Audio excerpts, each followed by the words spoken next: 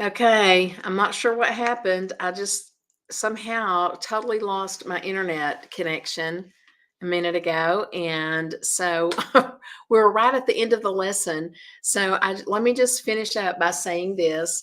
I want to read out of Proverbs chapter 6, and hopefully somebody can come back on and join me here. Um, let's see. Actually, no, I want to end with Proverbs chapter 4 because it says, and I just want to read this whole chapter because it's not very long, but I just want to read it, and maybe it'll be an encouragement to us all to have security in wisdom as we go into this new year. I apologize for whatever happened to my internet. It's just like all of a sudden it was just gone. So let me just read this out of Proverbs chapter 4. It says, "Hear, my children, the instruction of a father, and give attention to know understanding.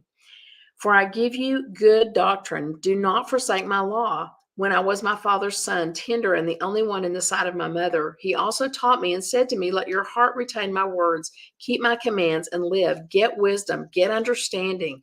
Do not forget nor turn away from the words of my mouth. Do not forsake her, and she will preserve you. Love her, and she will keep you. Wisdom is the principal thing. Therefore, get wisdom. And in all you're getting, get understanding." I love that. It's been one of my favorite verses for many years, because if you have a lot of knowledge, it doesn't do any good until you can apply it with wisdom and understanding. And so it matters that we have understanding with the knowledge that we have.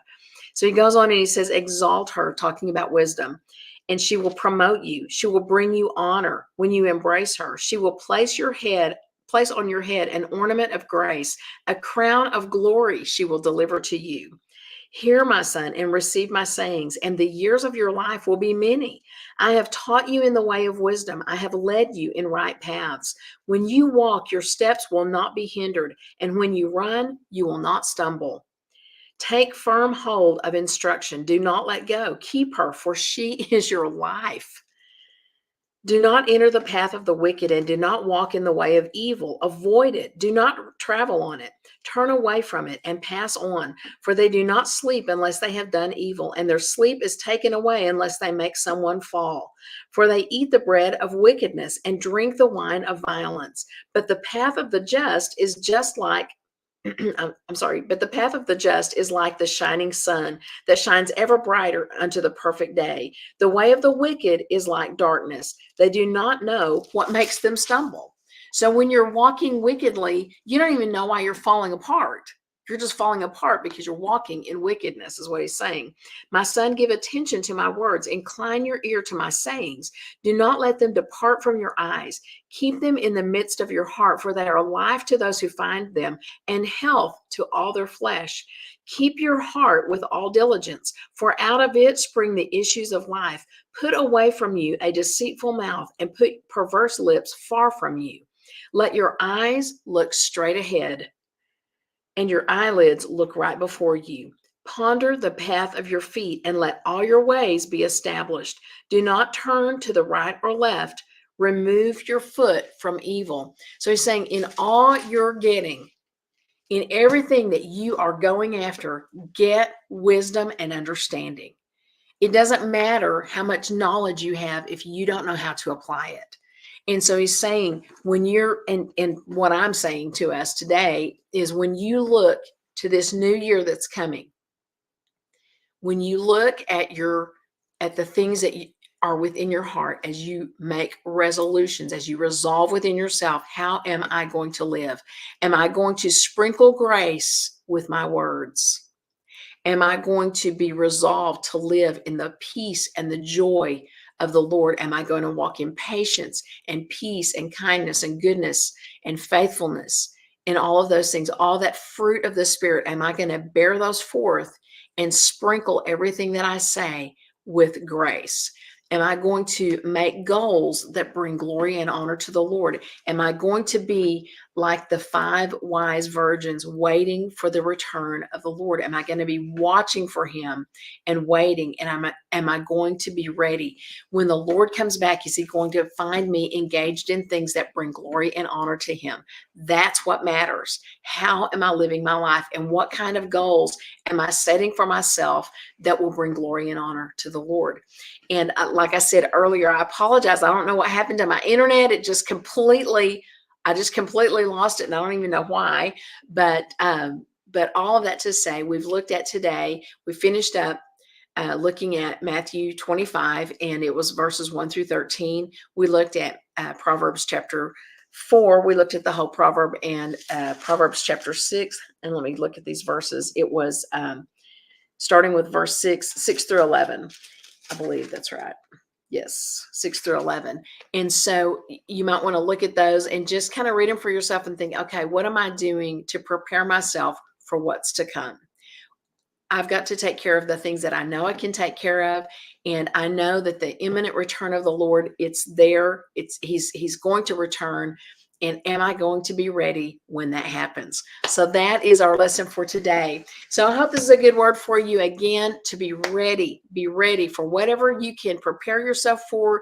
And like I said earlier, if you saw that earlier, it's I said, live like, we've got to live in the world like he's not going to return for 1,000 years, but I've got to live my life like he's returning in the next 5 seconds. So everything that I do needs to bring glory and honor to the Lord. So I hope this is a good word for you today. And I feel kind of like disjointed because we did our first 20 minutes and then all of a sudden we lost internet and kind of threw everything off. But anyway, I hope that this word readiness and preparedness is a good word for you so that you can think about as you go into 2024. And I know that 2023, like we said earlier, some of us had a great year. Others of us had a very difficult year. And then there was everything in between. And so as you look to 2024, how are you going to look at this new year? What kind of resolve do you have in your spirit? How are you going to live? And what kind of goals are you going to set so that you can take those measurable steps to get to those places that you want to be? So I hope it's a good word for you. It's a good word for me. I need to be looking at everything. And if you're anything like me, I start thinking about the new year about September. I start thinking, okay, how am I going to finish out this year and how am I going to look next year? What are the things that I want to look at and to accomplish for the next year? Because we need to do that. We need to think ahead as much as we can to control the things that we can control. And of course, we are entrusted into the hands of God through Jesus Christ, and there's no better place to be in his hands. And to just say, God, I'm going to control everything that I can control. But what I can't control, I know you have. You've got it in your hands. So I'm going to leave it with you. So all that to say, I hope that this is a winning word for you, that you're getting ready for the new year, that things are going well with you, and that you're just entrusted yourself to the Lord and you're calling on him and depending on him for anything and everything that he can do. And that you're just going to say, Lord, I belong to you and I'm going to do what you call me to do this year. So that said, let me finish this up by inviting you to join us on Sunday. We're going to be meeting for an abbreviated time this week. We're only going to meet for our worship service, no Sunday school because it's New Year's Eve. So we're just kind of giving everybody a little bit of break for the holidays. And so we're going to be meeting at 11 o'clock on Sunday morning. So I hope that you can join us for that. We will live stream the service and hopefully we'll have everybody well again. We had a lot of people out sick last week. There were lots of things going on in our county. So hopefully everybody will be back to normal, back to health and wellness.